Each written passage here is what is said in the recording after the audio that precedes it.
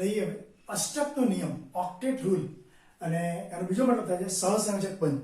સહસંયોજક બંધની ચર્ચા કરો કાં તો અષ્ટકનો નિયમ લખો અને સમજાવો. મિત્રો આ ટોપિકમાં તમારે આટલું કવર કરવાનું. એમાં ચાલુ કરીએ આપણે અષ્ટકનો નિયમ. કોઈ પણ પરમાણુ હોય એ પરમાણુ કાં તો ઇલેક્ટ્રોન આપીને કાં તો ઇલેક્ટ્રોન મેળવીને કાં તો પછી ઇલેક્ટ્રોનની ભાગીદારી કરીને સંયોજકતા કક્ષકમાં અષ્ટક પૂર્ણ કરે અને નિષ્ક્રિય વાયુ જેવી રચના પ્રાપ્ત કરે છે. દાખલા તરીકે કોઈ તત્વ પાસે એક્સ્ટ્રા એક ઇલેક્ટ્રોન છે તો એ શું કરશે? ગુમાવી દેશે. કોઈ તત્વ પાસે એક ઇલેક્ટ્રોન ખૂટે છે તો એ શું કરશે? એક મેળવી લેશે. કાં તો પછી એમની વચ્ચે ઇલેક્ટ્રોનની ભાગીદારી થશે.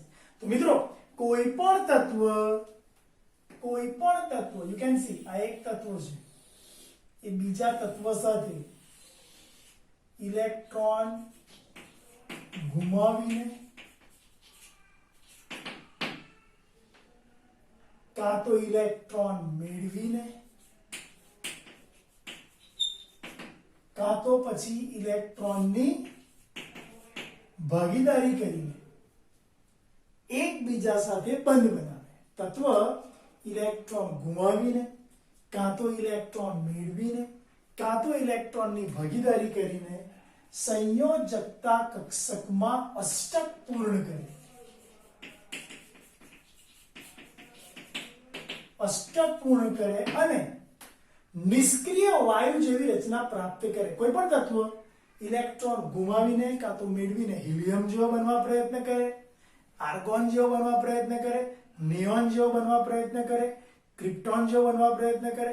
આ બધા તત્વો જે બોલી ગયો એ કયા છે જાણો છો મિત્રો? કયા? ઉમદા તત્વો છે. That is inert gas element. મતલબ કે કોઈ પણ તત્વ એ છેવટે તો ઇલેક્ટ્રોન મેળવીને, ગુમાવીને કે ભાગીદારી કરીને છેવટે તો નિષ્ક્રિય વાયુ જેવી રચના જ પ્રાપ્ત કરે છે. તો આમ અષ્ટક પૂર્ણ કરે અને નિષ્ક્રિય વાયુ જેવી રચના પ્રાપ્ત કરે છે. બોલો ક્લિયર? ફરી અષ્ટકનો નિયમ. કોઈ પણ તત્વ બીજા તત્વ સાથે જ્યારે બંધ બનાવે દરમિયાન ઇલેક્ટ્રોન ગુમાવીને કાં તો ઇલેક્ટ્રોન મેળવીને કાં તો ઇલેક્ટ્રોનની ભાગીદારી કરીને સંયોજકતા કક્ષકમાં અષ્ટક પૂર્ણ કરે અને નિષ્ક્રિય વાયુ જેવી રચના પ્રાપ્ત કરે એને કહેવાય અષ્ટકનો નિયમ. ઓકે, હવે મિત્રો અષ્ટકનો નિયમ કમ્પ્લીટ થઈ ગયા બાદ હું તમને સમજાવું કે એક ઇલેક્ટ્રોનની ભાગીદારી જો થઈ જાય તો શું થાય, બે ઇલેક્ટ્રોનની ભાગીદારી થાય તો શું થાય અને ત્રણની ભાગીદારી થાય તો કેટલા બંધ બને. તો આપણે ચર્ચા કરીએ. અષ્ટકના નિયમની અંદર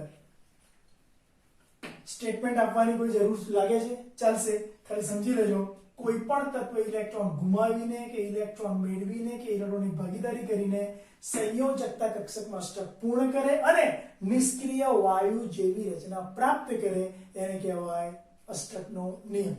બે પરમાણુ વચ્ચે ઇલેક્ટ્રોનની ભાગીદારી જો થાય તો રચાતો બંધ સહસંયોજક બંધ કહેવાય. ઇંગ્લિશમાં એને કોવેલેન્ટ બોન્ડ કહેવાય. ઓકે, હવે હું એક ઇલેક્ટ્રોનની ભાગીદારી સમજો મિત્રો. એક ઇલેક્ટ્રોનની ભાગીદારી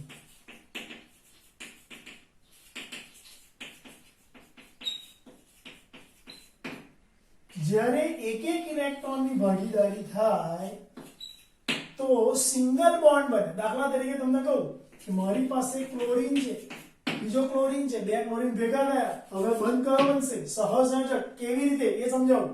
ચલો મને કહો, હમણાં જ ભણી ગયા આપણે કે હેલોજન તત્વો પાસે ટપકા કેટલા હોય? હેલોજન તત્વો પાસે 7 ટપકા હોય. ભલે ઇલેક્ટ્રોન ગમે તેટલા હોય પણ હેલોજનની પાસે બાહ્યતમ કક્ષામાં આઉટર મોસ્ટ ઓર્બિટલમાં ઓન્લી 7 ઇલેક્ટ્રોન ઇઝ ધેટ. તો પછી મને કહો ક્લોરીન પાસે 7 ટપકા હોય તો હું રજૂ કરી શકું કે નહીં? યુ કેન સી, બરાબર? મેં 7 ટપકા અહીંયા રજૂ કર્યા.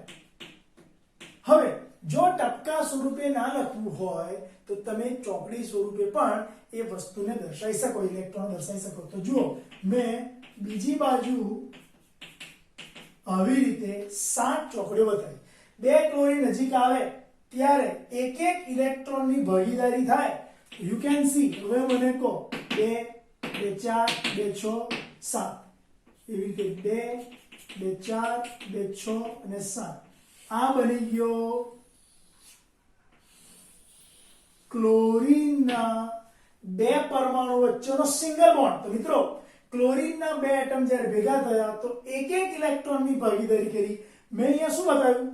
આ ક્લોરીનનું રાઉન્ડ જુઓ, એની પાસે ટપકા 7 હતા અને એક નવો ઉમેરો એટલે 8 થઈ ગયા. અષ્ટક પૂરું થઈ ગયું. ઓકે, એવી રીતે આ ક્લોરીન પાસે 7 ચોકડી હતી, એક ટપકું ઉમેર્યું બરોબર કે 8 થઈ ગયા. તો કોઈ પણ તત્વ ઓક્ટેટ ફિલ કરવાનો પ્રયત્ન કરે છે. તો અહીંયા Cl ના બે પરમાણુ વચ્ચે સિંગલ બોન્ડ બન્યો એની આ સાબિતી થઈ. હું આ જ વાતને રજૂ કરી શકું છું આવી રીતે. ક્લોરીનના બે પરમાણુ વચ્ચે સિંગલ બોન્ડ, રાઈટ? ચલો, બે બે ઇલેક્ટ્રોનની ભાગીદારી મિત્રો.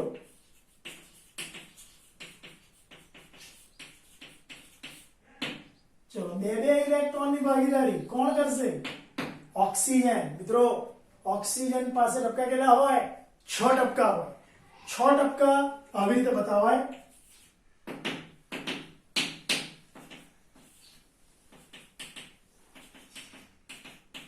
હવે મને કહો, જ્યારે ઓક્સિજનના બે એટમ નજીક આવશે, ઓક્સિજનના જ્યારે બે એટમ નજીક આવશે ત્યારે શું થશે? આ ઓક્સિજન બીજા ઓક્સિજન સાથે યુ કેન સી 2 2 4. હવે આ બે ટપકા સામે તરફ જશે. એવી રીતે 6 ચોકડી 1 2 3 4 5 6, રાઈટ? ચલો,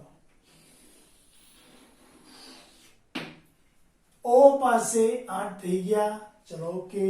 એવી રીતે અહીંયા O પાસે 8 થઈ ગયા.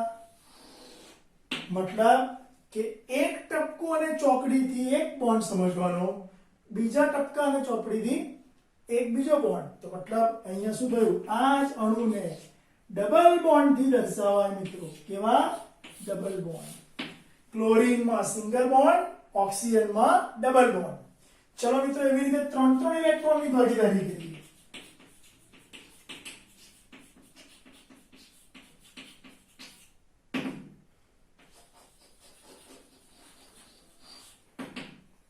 ચલો, નાઇટ્રોજનના બે એટમ. આપ સૌ જાણો છો નાઇટ્રોજન પાસે કેટલા હોય? નાઇટ્રોજન પાસે ટપકા 5 હોય. 5 ટપકાને આપણે બતાવીએ આવી રીતે.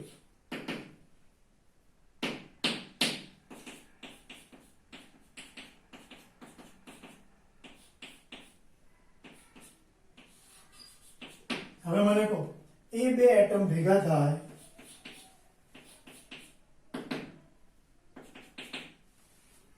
આ બે ટપકા કેવા હતા? જે જોડી હતી એ જોડી બતાવે છે કે અબંધકારક ઇલેક્ટ્રોન છે, બંધમાં ભાગ ભજવવાનો નથી. તો જે આ 3 ટપકા છે આ બાજુ અને આ 3 ચોકડી આ બાજુથી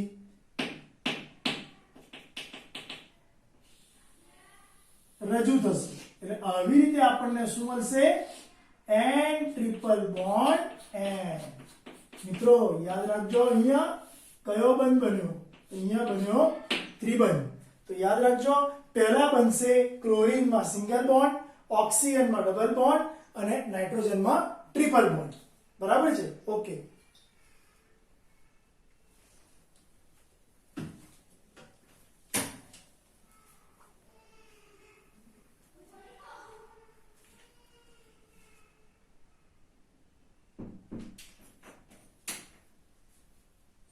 હવે એની આગળનો એક પોઈન્ટ જોઈએ. એમાં શું થશે? યુ કેન સી, આ અષ્ટકનો નિયમ થયો. આ અષ્ટકના નિયમના મુદ્દા થયા, ઉદાહરણ થયા. અને હવે આવશે અષ્ટકના નિયમના અપવાદ. આ ઉદાહરણ થયા. અષ્ટકના નિયમના ઉદાહરણ. અને હવે આવશે અષ્ટકના નિયમના અપવાદ. Exceptional case of octet rule. મતલબ કયા એવા અણુ છે કે જે અષ્ટકના નિયમનું પાલન કરે છે તો પણ સ્થિરતા ઓછી છે? કયા એવા અણુ છે કે અષ્ટકના નિયમનું પાલન નથી કરતા તો પણ અણુ સ્થાયી છે? દાખલા તરીકે હાઇડ્રોજનની વાત કરીએ, પહેલો મુદ્દો હાઇડ્રોજન તત્વ કોઈ પણ સંયોજનમાં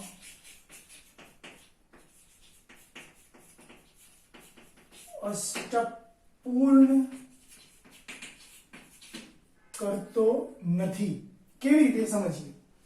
હાઇડ્રોજન જોડે હું ધારો કે Cl મૂકું તો હાઇડ્રોજન પાસે એક ટપકું હોય, Cl પાસે 7 ટપકા હોય, તો હું 7 ચોકડી મૂકી દઉં. હવે જ્યારે બે નજીક આવે તો એ નજીક આવે તો હાઇડ્રોજનનું ટપકું અહીં, ક્લોરીનની ચોકડી અહીં. You can C ક્લોરીનનું Ashtak complete પૂર્ણ થઈ ગયું છે, પણ હાઇડ્રોજનનું અષ્ટક પૂર્ણ નહીં થયું, એની પાસે 8 નથી. એટલે હાઇડ્રોજન અષ્ટક પૂર્ણ કરતો નથી, છતાં પણ અણુ કેવો છે? સ્થાયી છે. રાઈટ મિત્રો? એવી જ રીતે હાઇડ્રોજન તત્વ બરાબર મિથેનમાં પણ, બધા બહુ છે સંયોજનો, મિથેનમાં પણ અષ્ટક પૂર્ણ નથી કરી શકતું. યુ કેન સી અહીંયા લખું છું મિથેન, સી જોડે H4 મૂકી દઈએ, કાર્બનના ટપકા 4 અને હાઇડ્રોજનનું 1 યુ કેન સી. હવે કાર્બને અષ્ટક પૂર્ણ કરી નાખ્યું પણ હાઇડ્રોજને કર્યું નથી, માત્ર 2 જ ઇલેક્ટ્રોન છે.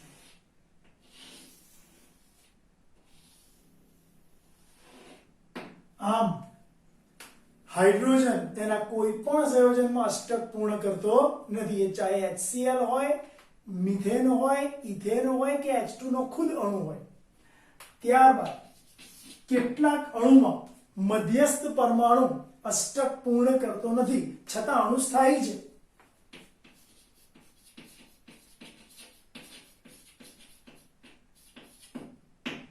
કેટલાક અણુમાં મધ્યસ્થ પરમાણુ અષ્ટક પૂર્ણ કરતો નથી, રાઈટ? કરતો નથી,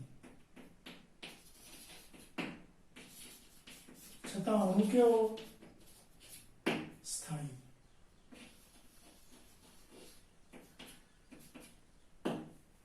હવે મને એક વસ્તુ કહો, અષ્ટક પૂર્ણ ના કરતો હોય એવો અણુ, એમાં BeCl2 લઈએ. ચલો, ક્લોરીન પાસે ટપકા કેટલા હોય? 7. હું લખું છું અહીંયા ક્લોરીનના 7 ટપકા. You can C.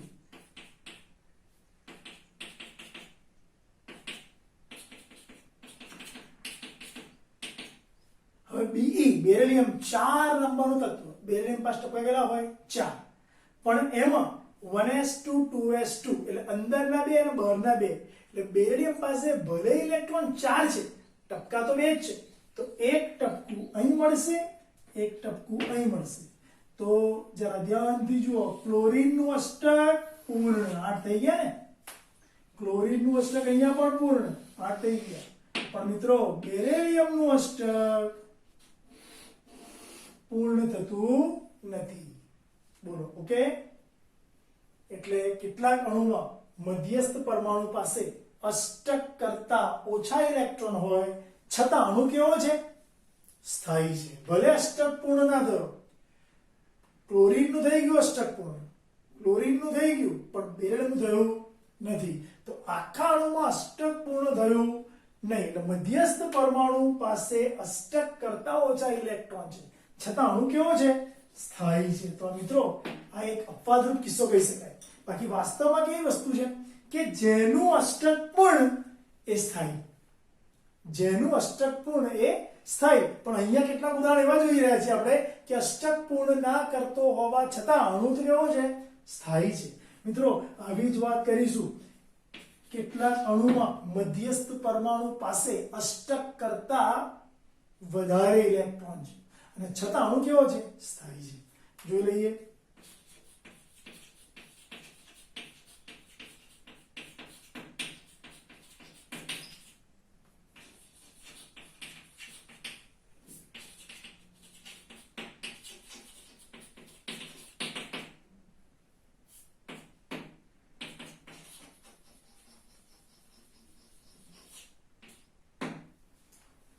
અષ્ટક કરતા વધારે ઇલેક્ટ્રોન છતાં બી અણુ કેવો છે સ્થાયી.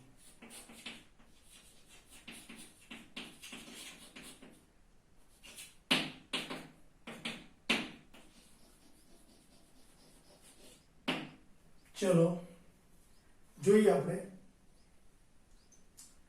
PCl5 અને SF6. મિત્રો P એટલે ફોસ્ફરસ,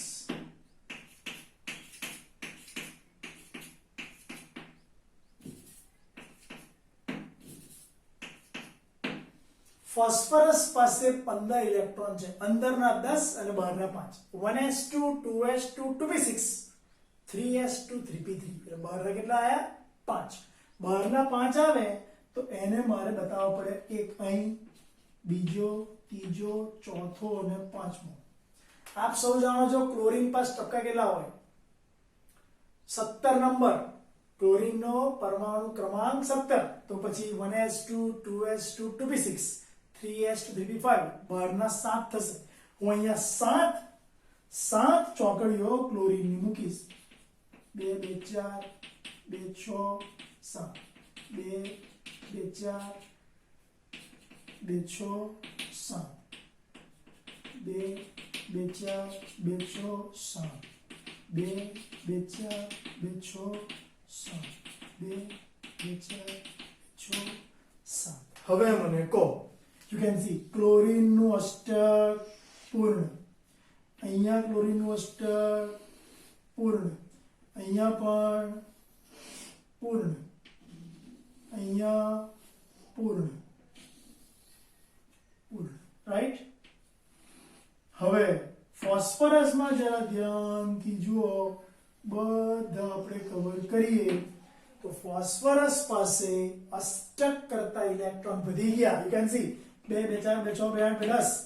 ફોસ્ફરસ મધ્યસ્થ પરમાણુ છે, તો મધ્યસ્થ પરમાણુ પાસે અષ્ટક કરતા ઇલેક્ટ્રોન વધી ગયા, માટે એ સ્થાયી ના હોવો જોઈએ, છતાં પણ PCl5 નો અણુ સ્થાયી છે. એક અપવાદરૂપ કિસ્સો કહેવાય. તો મિત્રો PCl5 માં ફોસ્ફરસ પાસે અષ્ટક કરતા વધુ ઇલેક્ટ્રોન થઈ ગયા, છતાં પણ અણુ સ્થાયી છે. એ અપવાદરૂપ કિસ્સો કહેવાય. મિત્રો SF6 માં પણ એવું છે. SF6 you can C S જોડે F કેટલા 6. ચેક કરીએ. ફ્લોરીન 2 2 4 2 6 7 2 2 4 2 6 7 2 2 4 2 6 7 2 2 4 2 6 7 2 2 4 2 6 7 2 4 2 6 7. હવે મને કહો સલ્ફરના પોતાના 16 ઇલેક્ટ્રોન, 10 અંદરના 6 બહારના, બાહ્યતમ કક્ષાના ઇલેક્ટ્રોનને આપણે બિંદુ સ્વરૂપે દર્શાવીએ છીએ. તો અહીંયા જુઓ, એક ચોકડી અહીંયા આવશે, એક અહીંયા, એક અહીંયા, એક અહીં, એક અહીં અને એક અહીં. સલ્ફર પાસે આજુબાજુ ધ્યાનથી જુઓ કેટલા થયા 2 2 4 2 6 2 8 2 10 12 ઇલેક્ટ્રોન મધ્યસ્થ પરમાણુ પાસે આયા, અષ્ટક કરતા વધી ગયા. તો ખરેખર અણુ સ્થાયી ના હોવો જોઈએ, છતાં પણ અણુ સ્થાયી છે. મતલબ એવો થયો કે મિત્રો તમે અત્યારે એક જોરદાર વાત કરી રહ્યા છો. કઈ કેટલાક અણુમાં મધ્યસ્થ પરમાણુ પાસે અષ્ટક કરતા વધુ ઇલેક્ટ્રોન છે.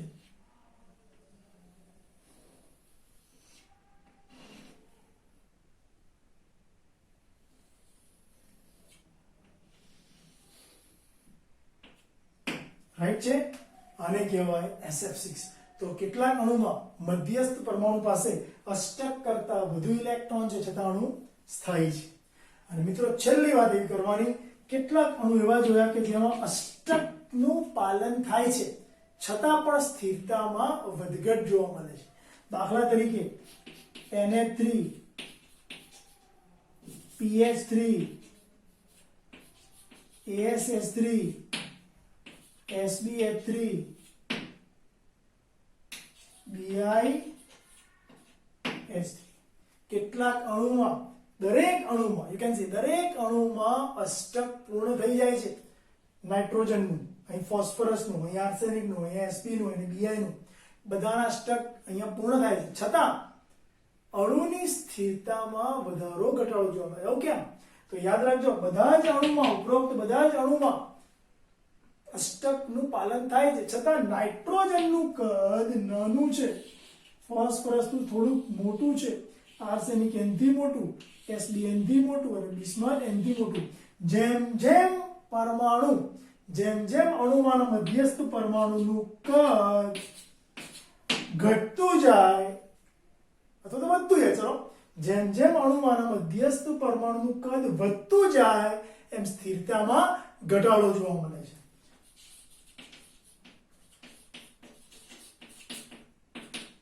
We can see that when the atomic size of the center atom will be decreased, then stability will be increased. मतलब કે આ બધાની અંદર એમોનિયામાં જે નાઇટ્રોજન છે એનું કદ નાનું છે, નાના કદના અણુમાં સ્થિરતા વધારે હોય. ભલે બધા પાસે અષ્ટક પૂર્ણ છે પણ નાઇટ્રોજન પાસે કદ નાનું છે એટલે સ્થિરતામાં વધારો જોવા મળે. મિત્રો આ તમે શું ભણી ગયા? અપવાદરૂપ કિસ્સા ભણી ગયા. પહેલી આપણે ચર્ચા કરી હતી કે અષ્ટક શું છે, સહસંયોજક બંધ કોને કહેવાય.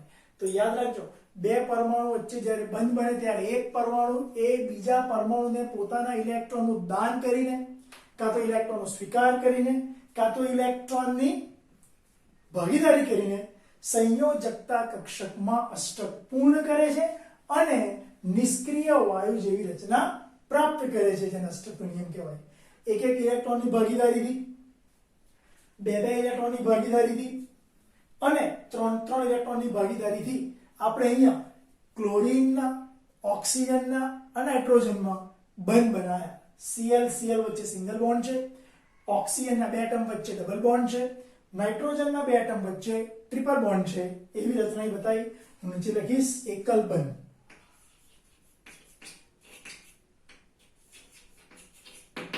અહીંયા દ્વિબંધ, અહીંયા ત્રિબંધ. હાઇડ્રોજન તત્વ કોઈ પણ સંયોજનમાં અષ્ટક પૂર્ણ કરતો નથી. મધ્યસ્થ પરમાણુ હાઇડ્રોજન તત્વ કોઈ પણ સંયોજનમાં અષ્ટક પૂર્ણ કરતો નથી. એના અપવાદરૂપ કિસ્સામાં પહેલો મુદ્દો આવશે. મધ્યસ્થ પરમાણુ પાસે અષ્ટક કરતા ઓછા ઇલેક્ટ્રોન છે છતાં અણુ સ્થાયી છે. બીજો મુદ્દો આવશે. મધ્યસ્થ પરમાણુ પાસે અષ્ટક કરતા ઇલેક્ટ્રોન વધારે છે. એ ત્રીજો મુદ્દો આવશે, જેમાં SF6 અને PCl5 આવશે. અને કેટલાક અણુમાં અષ્ટક પૂર્ણ થયેલું હોય છતાં સ્થિરતા ઘટે. કેમ? તો યાદ રાખજો, અણુમાં મધ્યસ્થ પરમાણુનું કદ જેમ જેમ વધતું જાય એમ સ્થિરતામાં ઘટાડો જોવા મળે, ભલે અંદર અષ્ટક પૂર્ણ હોય. તો મિત્રો આ આખી ચર્ચા થઈ અષ્ટકના નિયમની અને એ નિયમ સહિત એના અપવાદની. આ ક્વેશ્ચનને સહસંયોજક બંધ તરીકે પણ દર્શાવી શકાય છે. ઓકે.